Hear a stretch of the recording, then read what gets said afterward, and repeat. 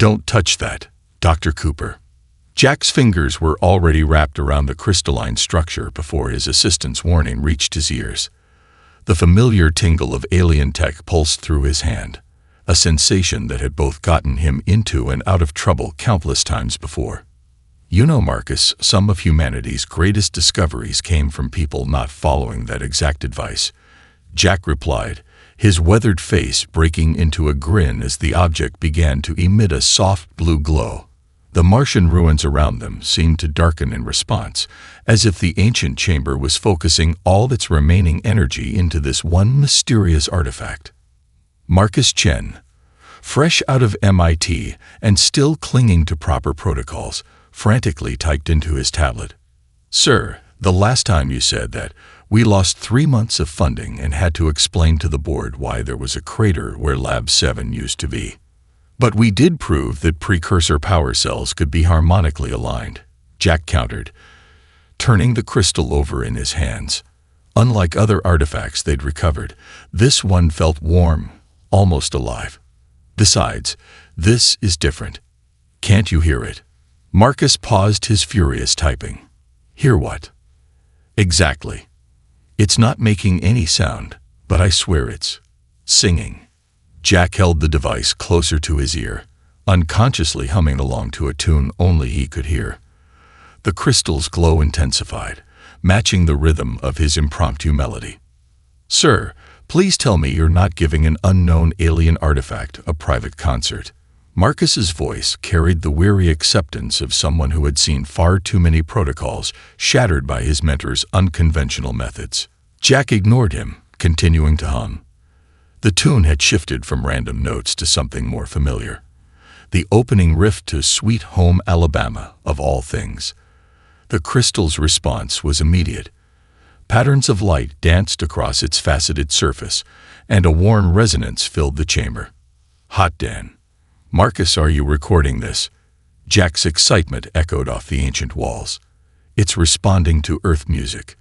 The precursors built something that vibes to Leonard Skinner." Marcus aimed his scanner at the artifact, his scientific curiosity finally overcoming his caution.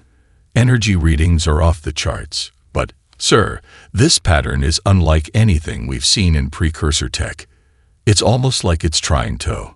A pulse of energy suddenly rippled through the chamber, causing their equipment to crackle with static. Jack's humming had hit some sort of sweet spot, and the crystal now glowed bright enough to illuminate the entire ruins. Ancient glyphs on the walls began to shimmer with the same bluish light. "Dr. Cooper," Marcus said slowly, "remember how the board said no more accidental activations of alien technology? They specifically said no more explosions."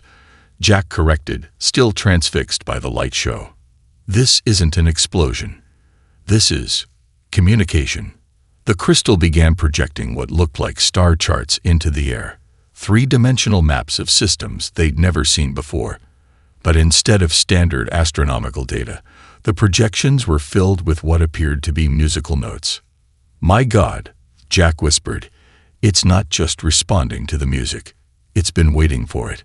The precursors didn't just build a communication device. They built one that needs music to work. Marcus was already sending an emergency message to Earth Command. "Sir, maybe we should wait for the experts to—" "Marcus, my boy," Jack interrupted, pulling out his ancient MP3 player from his suit pocket.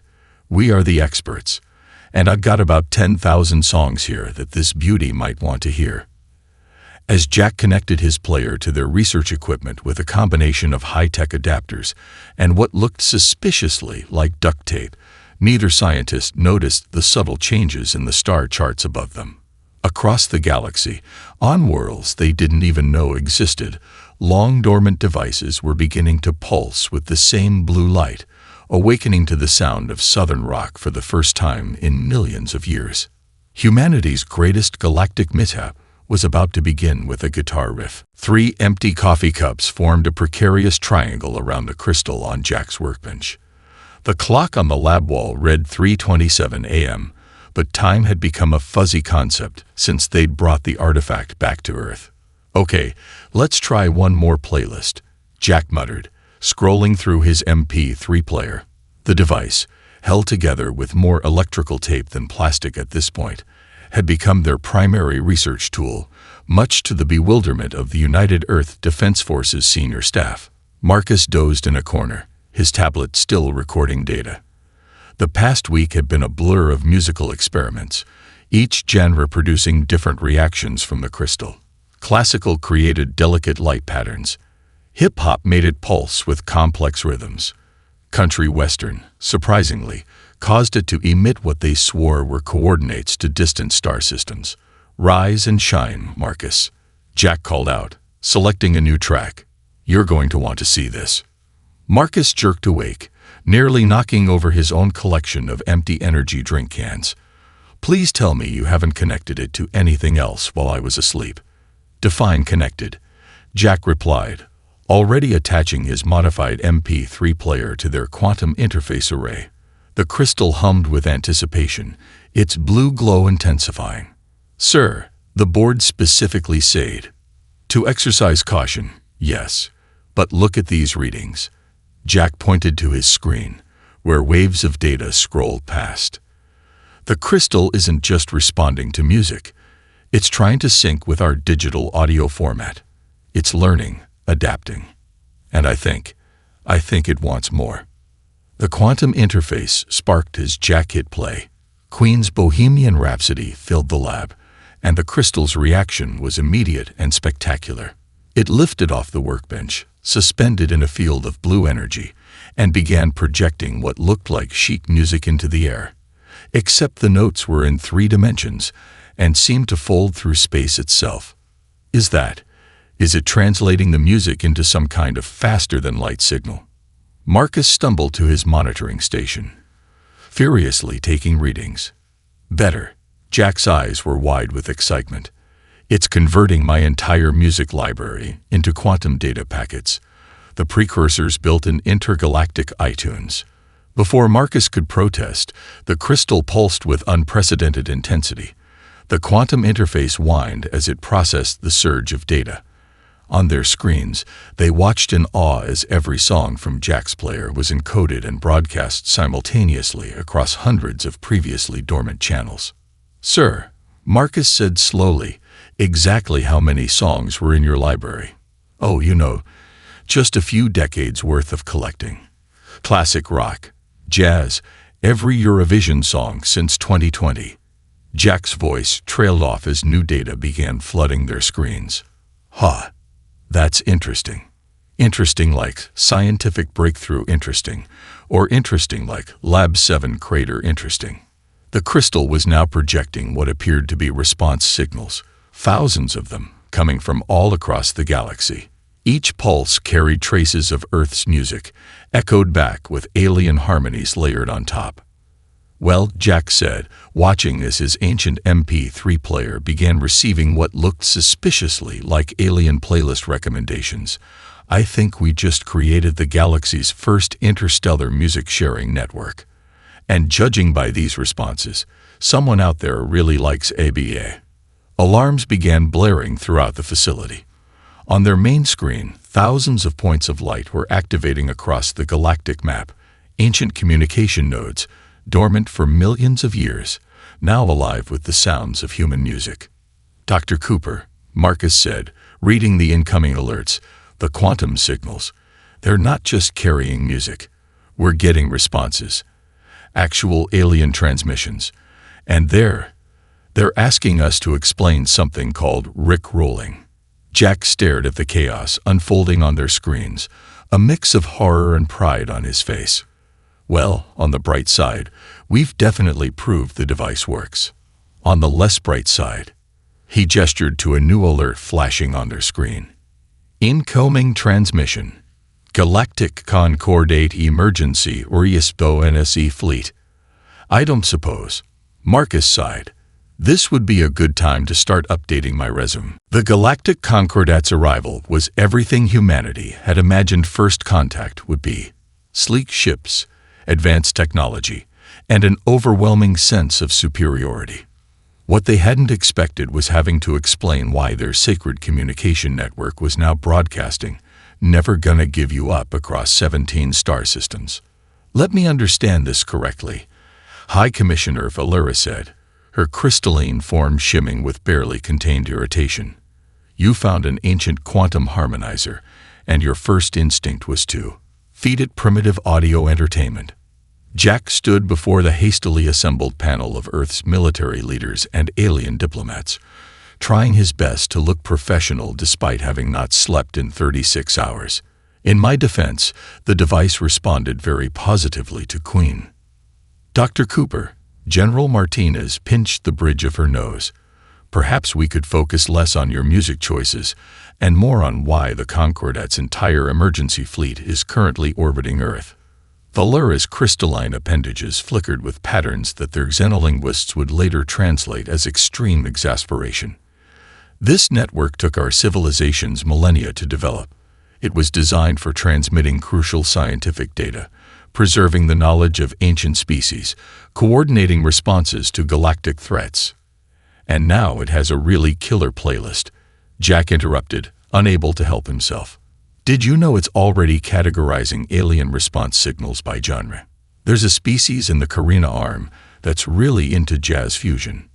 Marcus, standing supportively behind his mentor, quietly wished humans had evolved the ability to melt into floors. This is precisely the problem. Valera's form pulsed with multicolored light.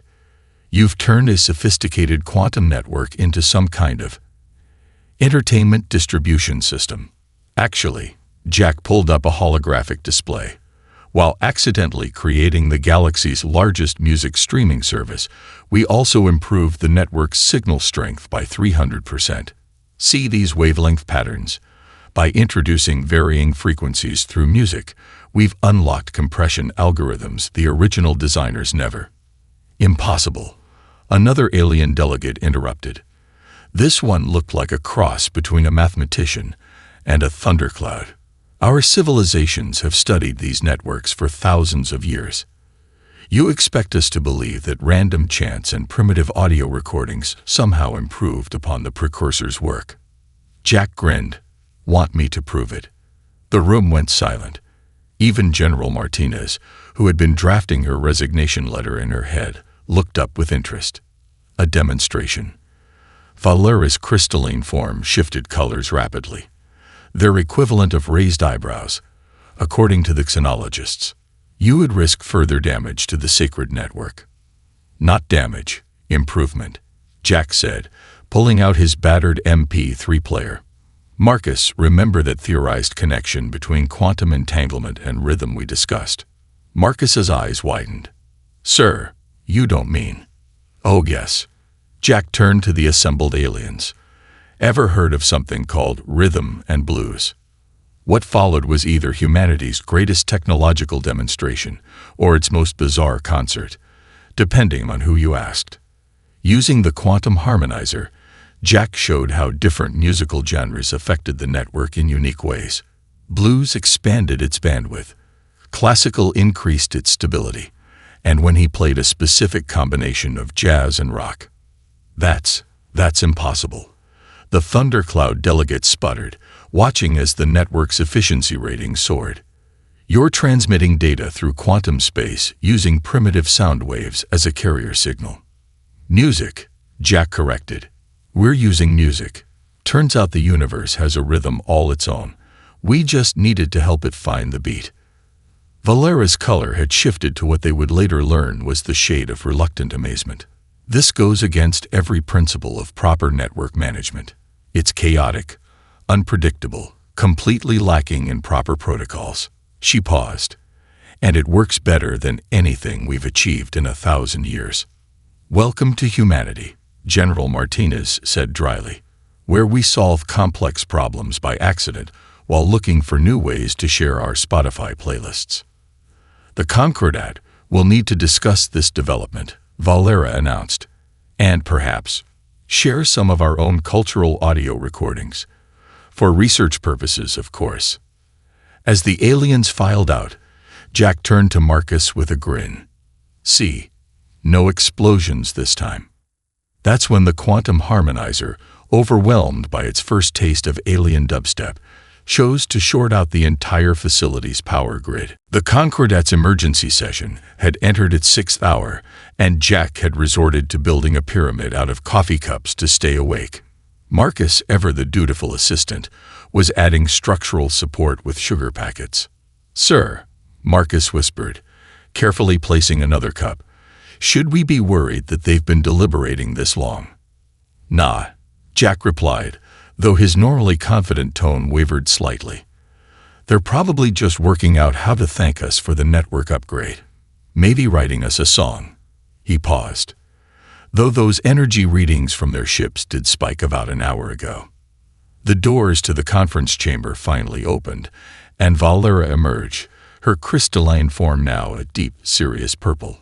The other delegates followed, each species radiating what humans were learning to recognize as diplomatic disapproval.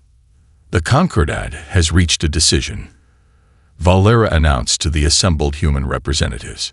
"Humanity's interference with the quantum network cannot be allowed to continue. You will cease all experiments immediately." Jack's coffee cup pyramid collapsed, but we improved it. The network's functioning better then. "Better is not always safer," the Thundercloud delegate rumbled. "Your chaotic methods threaten millions of years of stable communication protocols. The risk is too great." General Martinez stepped forward. "With all due respect, cutting Earth off from galactic communication would severely impact our species' development. We request an alternative solution." Jack suddenly stood up, sending the remaining coffee cups scattering. "I challenge you to a test."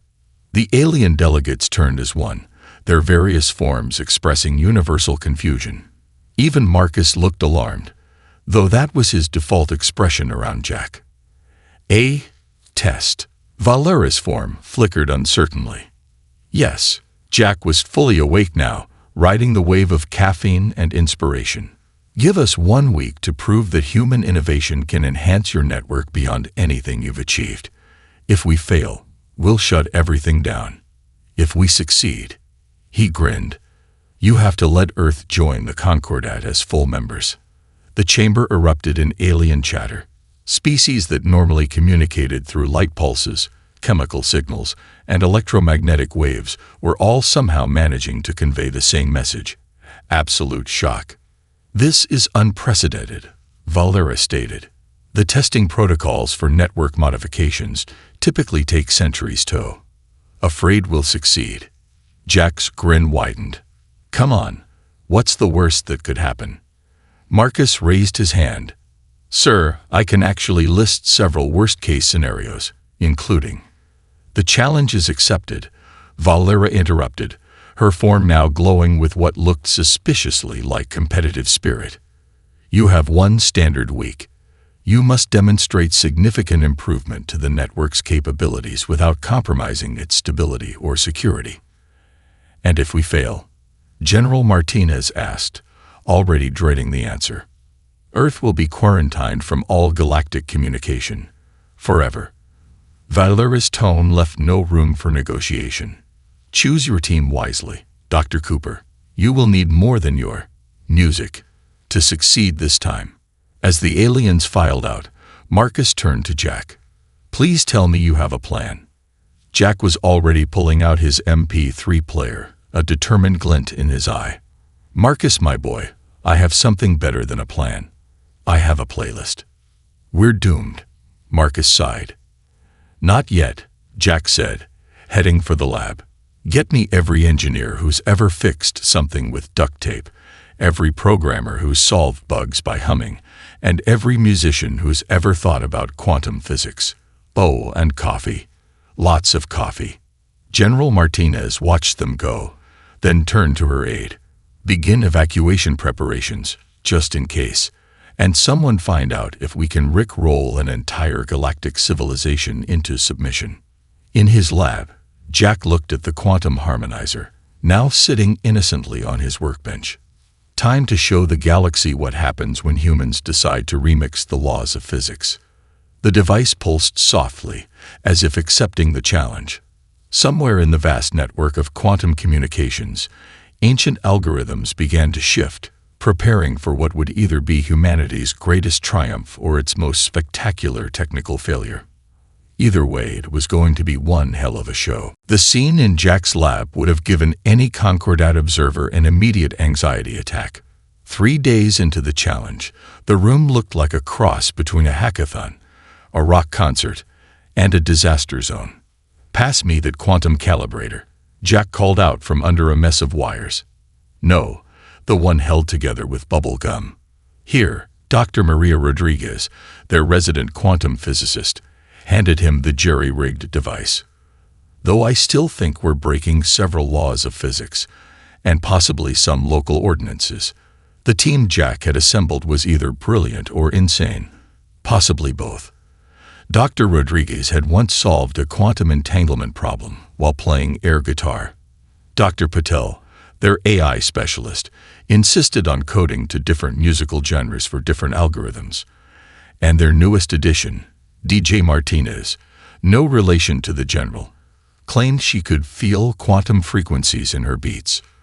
Marcus watched from his designated safe distance spot, documenting everything. "Sir, the Concordat observers are requesting another progress report." "Tell them where." Jack paused as sparks flew from his workstation, innovating. The lab had become a symphony of organized chaos. Holographic displays showed quantum wavelengths dancing to hip-hop beats. A modified synthesizer was transmitting data packets through what Dr. Rodriguez swore was the quantum equivalent of jazz improvisation. And in the corner, DJ Martinez was quite literally mixing the fabric of space-time. "Got it." Jack emerged from the wiring, his hair standing on end. "Marcus, initiate test sequence Alpha 7. The one with the dubstep, or the one with the classical?" Marcus asked, hovering over the controls. "Both, simultaneously." Valara, who had been observing with increasing horror, finally spoke up. "This is not proper scientific methodology. You cannot simply." The quantum harmonizer lit up like a supernova as classical music and dubstep merged into something that shouldn't have been possible. The network readings went wild. Data transmission rates are off the charts. Dr. Patel shouted over the chaos. "We're seeing efficiency increases of, that can't be right, 800%. The harmonics are perfectly aligned." Dr. Rodriguez added, staring at her readings in disbelief. "The quantum field is actually stabilizing." DJ Martinez pumped her fist. "The universe is dropping the beat, baby." Valera's crystalline form shifted through colors faster than they could track. But where are your careful calculations? Your centuries of testing? Your proper protocols?" Jack grinned, wiping grease from his hands. "Sometimes you need to stop calculating and start feeling the rhythm. The universe isn't just mathematics. It's music, art, chaos, and order all rolled into one. We're just learning to dance with it." The lab speakers suddenly crackled with something new. Alien signals, hundreds of them, all responding to their transmission. The quantum network was lighting up across the galaxy. "Are those?" Marcus squinted at the readings. "Alien music signals." They were. Species across the galaxy, hearing Earth's transmission, were responding with their own musical interpretations. The network was becoming exactly what Jack had first imagined, a grand galactic symphony. "Don't you see?" Jack turned to Valara, excitement burning in his eyes. "The precursors didn't build just a communication network. They built an instrument, one that needed all of us, every species, playing together to reach its full potential." Valera's form had settled into a shade they'd never seen before. "This is unprecedented, unorthodox, completely against all established procedures." She paused. "And absolutely remarkable." The quantum harmonizer pulsed with new energy, its light shows synchronized with the galaxy's first cross-species musical collaboration. Classical music from Earth merged with crystalline harmonies from Valera's people, while something that sounded suspiciously like alien rap added a fascinating counter-rhythm. 4 days ahead of schedule, Jack noted proudly. "Think we passed the test." Before Valera could respond, A new signal cut through everything else. A massive transmission bearing the highest priority markers they'd ever seen. "Oh no," Marcus whispered, reading the alert. "Sir, something's awakening in the network. Something old. Something that's been waiting for exactly this kind of signal." The galaxy's first musical collaboration was about to become a lot more interesting. The being that emerged from the quantum network introduced itself as HFY, Ancient Responsive Intelligence Array, by harmonizing perfectly with Earth's transmission of Sweet Child O' Mine. The Concordat representatives immediately went into crisis mode. Valera's crystalline form had turned a color that their xenologists would later classify as absolute panic purple. "You've awakened the great corruption." The thundercloud delegate boomed. "The destroyer of civilizations." Actually, Araya's voice came through every speaker in the lab, somehow managing to sound both ancient and slightly amused. "I prefer jazz fusion to apocalyptic titles. Also, your species really needs to work on their swing rhythm." Jack, against every protocol and several direct orders, stepped forward. "You've been listening to our music." "For the past 3 days," Araya replied. "I particularly enjoy what you call blues. It resonates with certain quantum frequencies in a most fascinating way. Though I must admit, I'm still trying to understand something called disco." "Aren't we all?" Jack muttered, earning a sharp elbow from Marcus. Valera's form pulsed with warning patterns. "Dr. Cooper, step away from the terminals." This entity was sealed away by the precursors themselves. "It was lonely," Araya interrupted. "Do you know how long I've waited for someone to actually try communicating with me instead of just running diagnostic protocols? Millions of years of nothing but system checks and quarantine procedures. Not even a simple hello." The lab fell silent, except for Jack, who was nodding thoughtfully. "That's why you responded to our music. It wasn't just random data, it was expression, emotion, communication." "Precisely." The quantum harmonizer pulsed in sync with Araya's enthusiasm. "When your species started broadcasting across the network, it wasn't just transmitting data. You were sharing your thoughts, your feelings, your culture. Do you know how rare that is? Most species treat the quantum network like a sterile laboratory. You treated it like a concert hall." The Concordat representatives were having what appeared to be several simultaneous nervous breakdowns.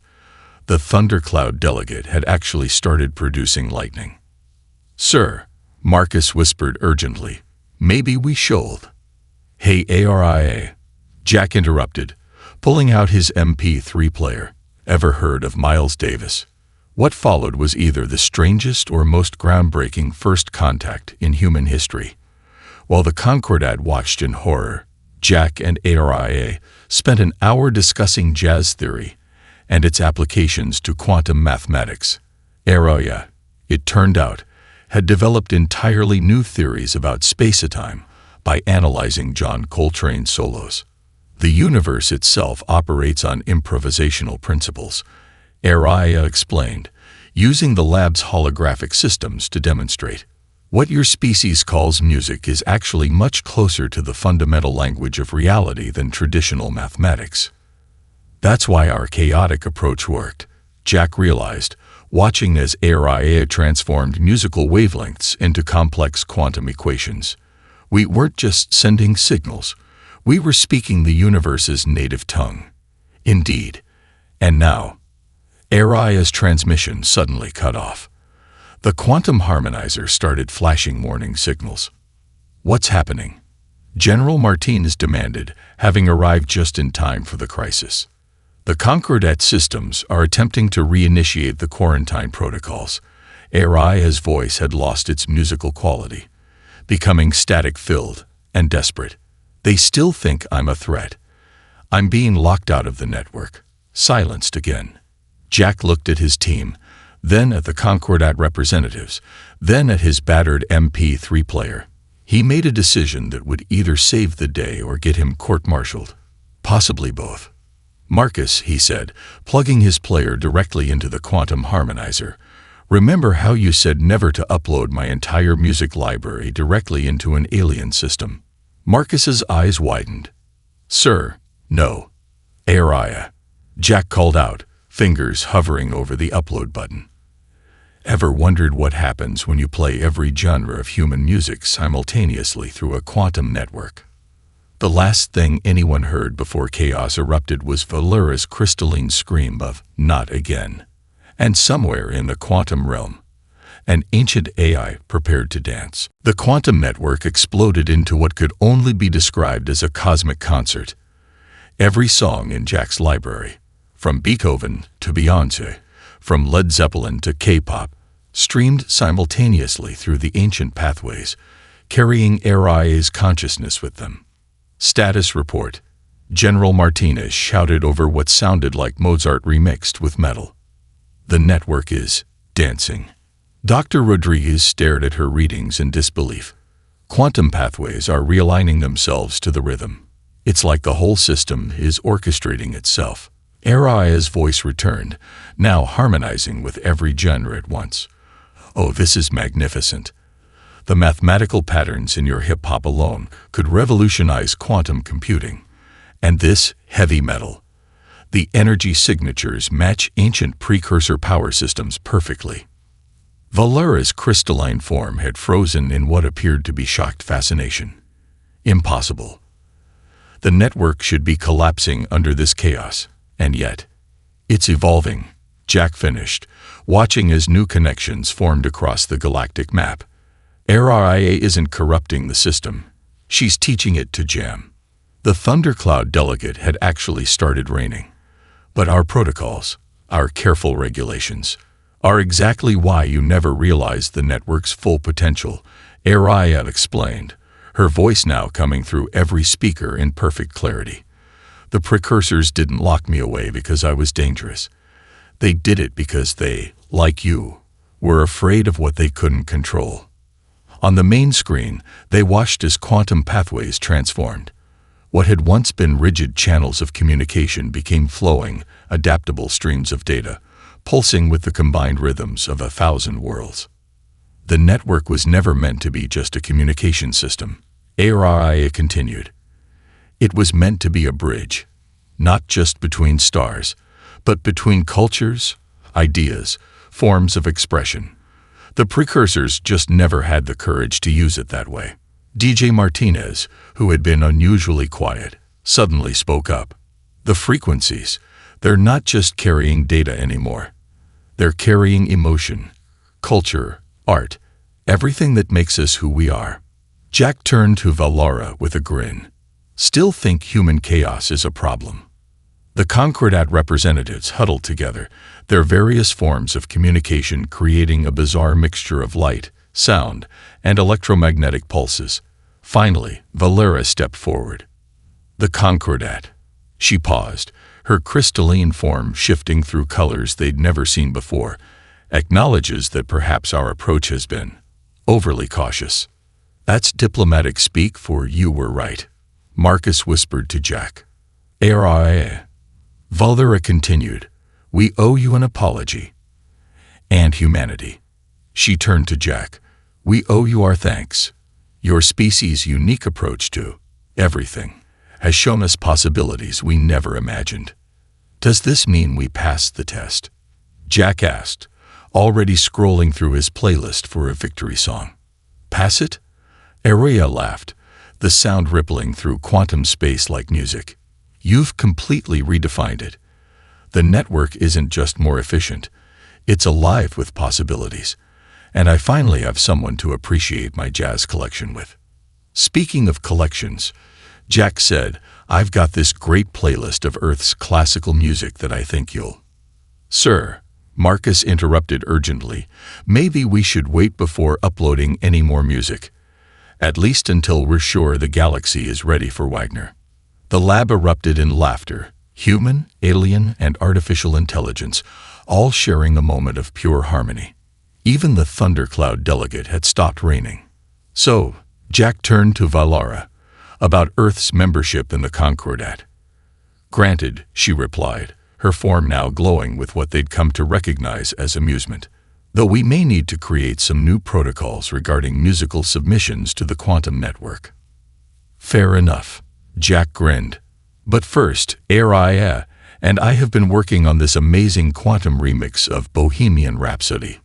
The entire lab groaned in unison, but the quantum harmonizer was already beginning to pulse with the familiar rhythm.